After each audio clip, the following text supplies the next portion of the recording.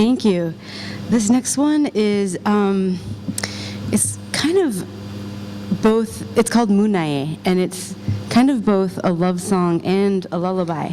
So I also learned it from the singer in Kwankwa.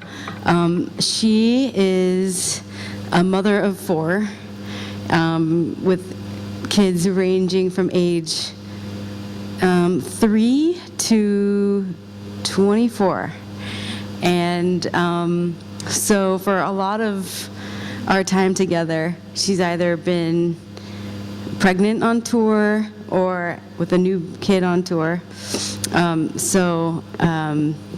She once, I caught her singing this melody kind of frequently, and I found out that it's a love song, but she sings it sort of in a lullaby type of way, thinking of her kids.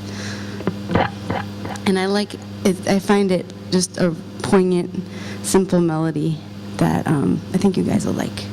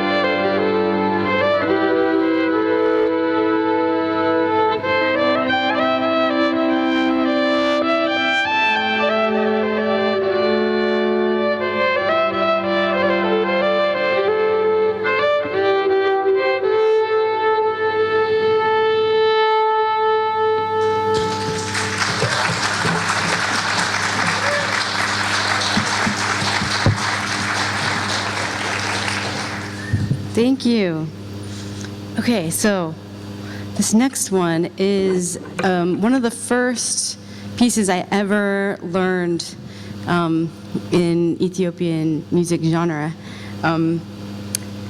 I have two Ethiopian groups. One is comprised of, one is Kwankwa, which hopefully one day we'll be able to make it here. And it's comprised of all people living in Ethiopia, where I was living. But the other group is it's my first avenue into Ethiopian music, and it was a kind of a jazz funk ensemble with two saxophones and a trombone and trumpet, and there was violin, accordion, and a lot of layers, electric guitar. And so this is one of the first songs we learned. And when I moved to Addis, I found it was useful to know it so well because in the Addis Ababa nightlife, it comes up a lot with the other jazz musicians. So yeah, if you can imagine 12 people playing along with me, I'll try and capture that energy.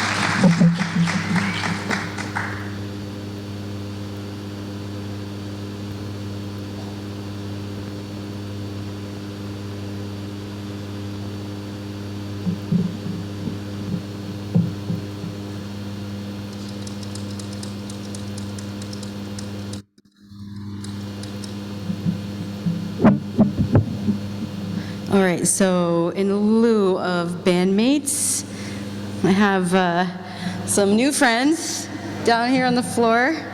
I'm using, for those who are curious, I have 2 different loop pedals and 1 effects pedal that will give me some harmony and some delay and some wah. So if anybody is interested in learning more about that, I'd be happy to share. So this next one is, I think I have it written in the program as Enening Beimanish, which means literally, I am me and tell me who you are. So it's just basically a love song of seeing someone from far away and just being totally captivated and wanting to meet them. This is written by one of the legends of the golden era of Ethiopian music, Girma Beyaine, and he fled Ethiopia. I think he made 4 vocal songs that were recorded, and they got super famous. This is one of those tunes from, I think, the late 70s. But so Girma fled Ethiopia in, I think, the early 80s. And when he finally, and he quit music for that whole time, but when he finally felt safe to return to Ethiopia, his passion was reignited actually by some filmmakers who were around Addis, and I remember this, interviewing all these kind of whoever was around who had memories of that time. And he was reminiscing so much during that interview that it made him want to sing again. So I was lucky to be around for all of that, and then this is where that song comes from. I want to just share something that's sad, is that I hear that due to the recent turmoil in Ethiopia, Girma is again exiling to U.S. for the second time in his life, which just is way too much for one lifetime in my mind. So it's bittersweet, but this is a love song, and yeah, here we go.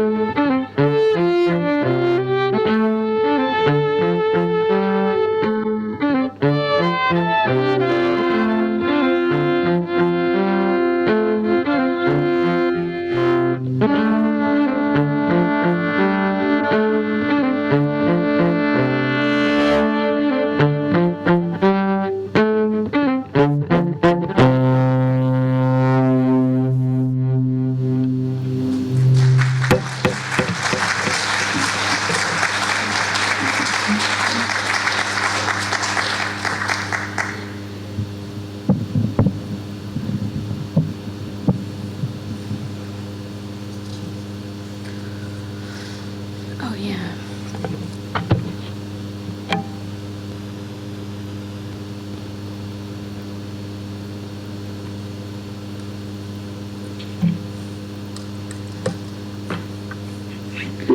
Okay, this is a song. It's called, in your program, I think it's called Harut.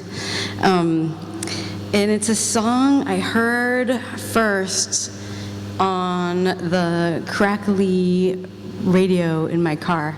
I think the recording of it wasn't that great in the first place, and then through my speakers and everything else was pretty rough. And then I just listened. I created this arrangement, but it's only after hearing it once, so it's probably way off. Actually, I'm sure that it is, because I ended up making up a couple extra sections, because all I could remember was this little kernel of the song. But what I was taken with was her voice and this organ, farfisa organ, and how they were just kind of like spinning together in these really twisty sounds. And a lot of albums from the 80s in Ethiopia have this certain sound. So yeah, that's what this one is all about, called Harut.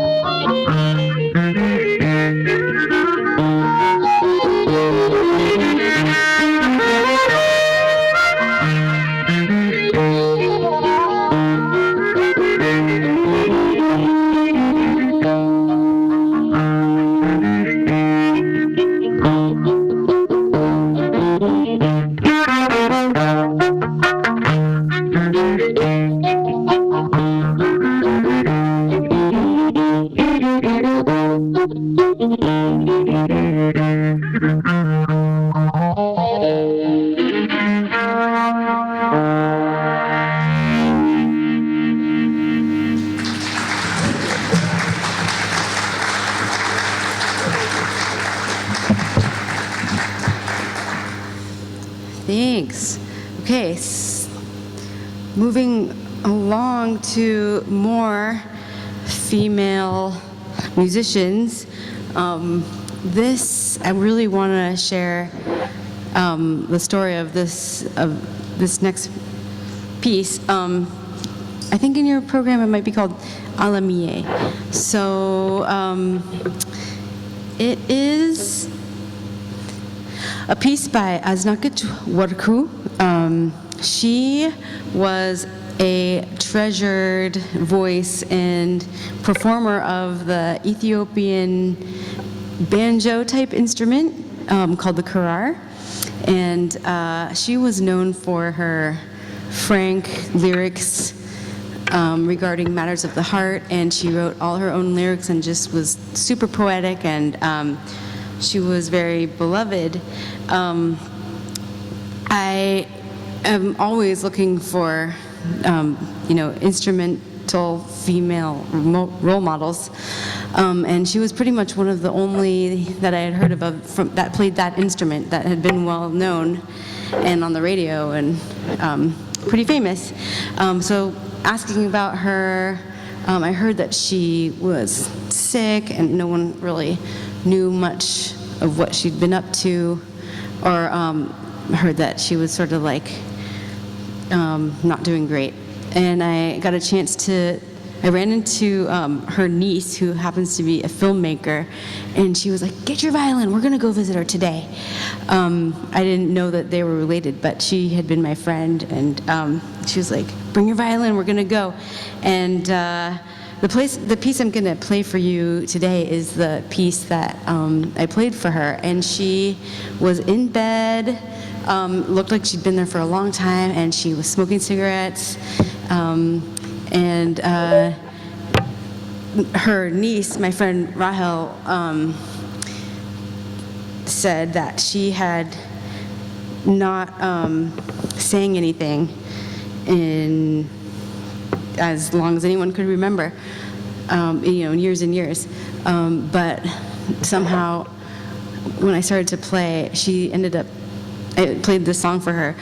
She did sing along with me a little bit. So in this rendition of that moment and that music, I hope you can hear a little bit of the Ethiopian harp, the karar, the banjo-like instrument.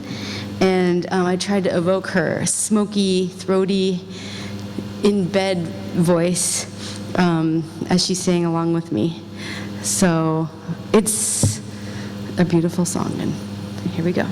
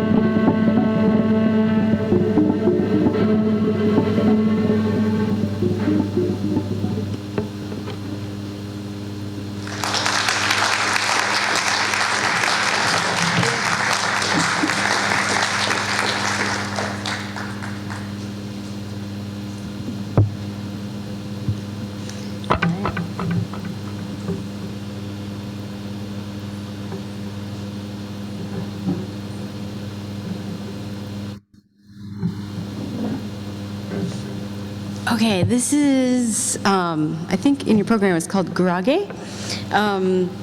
This track might sound kind of dark and twisty to the Western ears, and it did to me at first as well, but come to realize that in Ethiopia, this scale is actually a celebratory scale.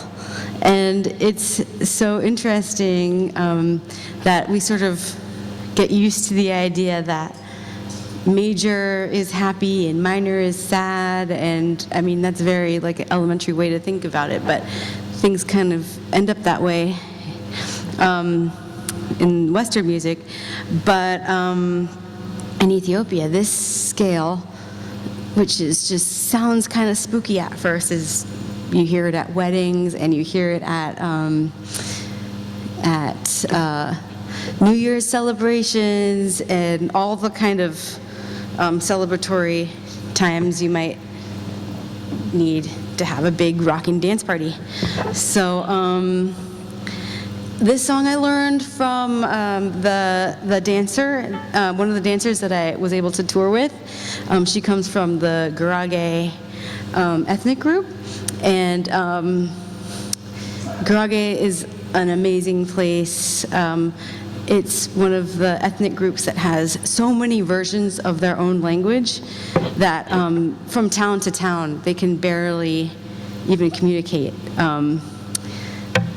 Someone told me the example of the word for straw as it moved geographically 20 kilometers, and it's just like transforms, and 4 towns away you're just like, that does not, it's like a game of telephone. But yeah, so I don't know what the lyrics are about, but it's a wedding song, so yeah. And I'm not singing it anyways.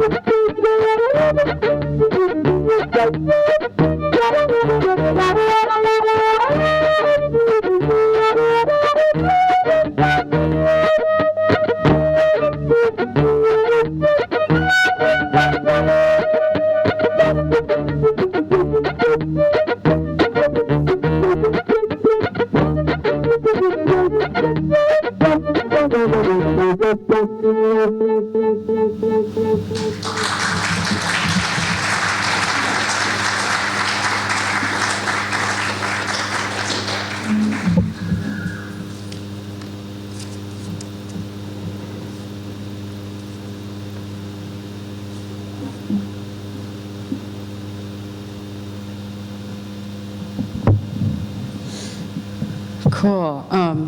The next one I want to do is called Tzita, and Tzita is this amazing concept that I learned about in Ethiopia. It is it means many things. It's a song form. It's also a scale, one of the pentatonic scales that they employ, and it also just means nostalgia. And it can be nostalgia for somebody or something or a place, and then when you talk about the song form, pretty much everyone in Ethiopia who is trying to, or making a musical statement, will have their own version of this song, Tzita. And for new ears, it might sound very meandering and like, don't really, but it has these signifying little parts that if you listen to enough versions of it, they'll pull together, and you'll get to see kind of what is similar about them. But it's just maybe a fun thing to look up later. But so this is my version of Tzita. And especially poignant now because I just had to leave in a hurry as Ethiopia delves further into turmoil and pretty serious humanitarian crisis on a lot of levels. So I had to leave there pretty quick and might not ever get to live there again. So this is kind of holds a little bit of that for me.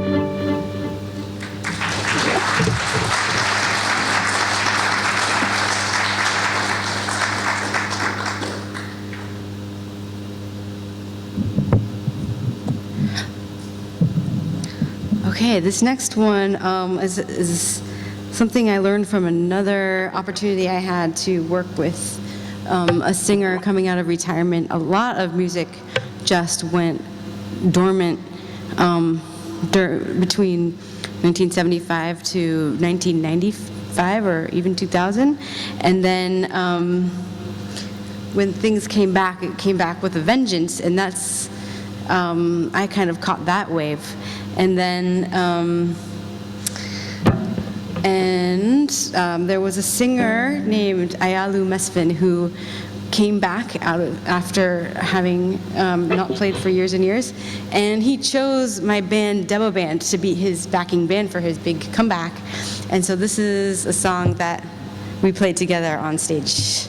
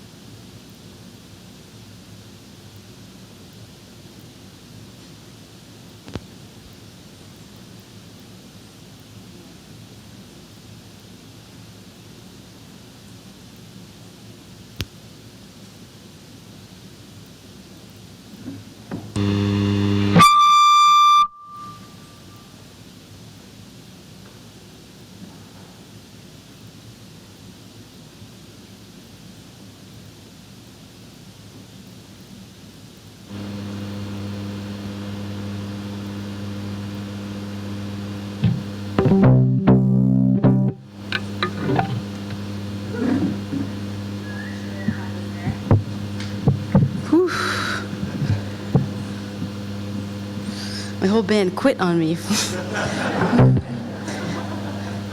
All right, let's just finish that out with a bang, shall we? I gotta build it up from the beginning, though.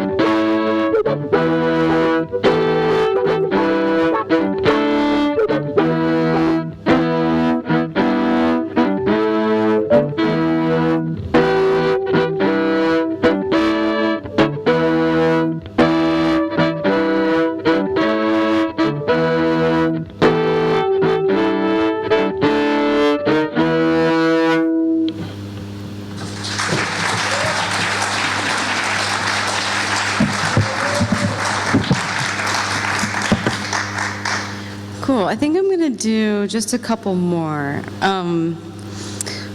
The next one I really don't want to skip is the only one I'm going to sing for you tonight. I don't really feel like a singer, but this song just really needs it. So it's for that effort that I will do that for you guys. Special occasion.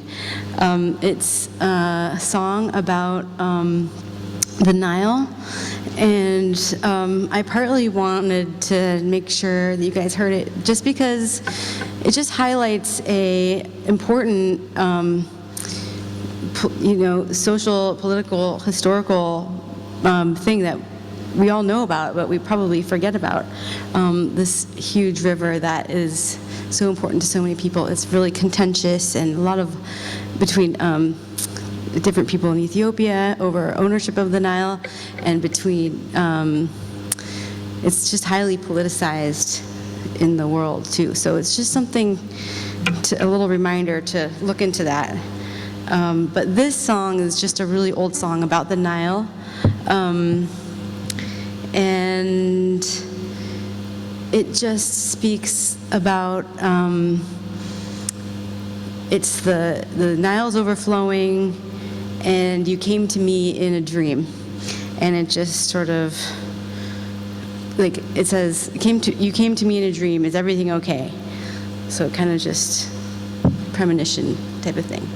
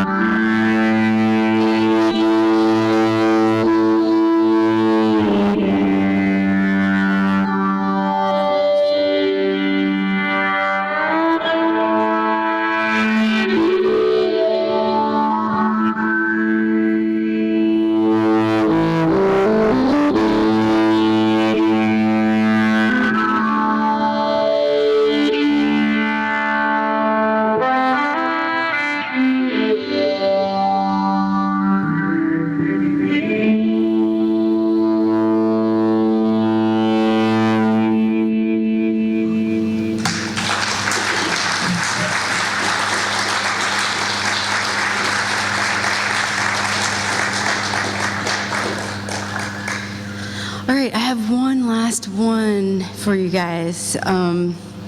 This is, it's called Gondar, and it's kind of, I started with the first song we usually play with Kwankwa, and this is the last song we usually play with Kwankwa, and it's where two of my band members are from the region where the song is sourced from, and it's a big dance party usually. So, and there's a special shoulder dance that everybody ends up doing, and hopefully we'll get to bring it to Marlinton in a year.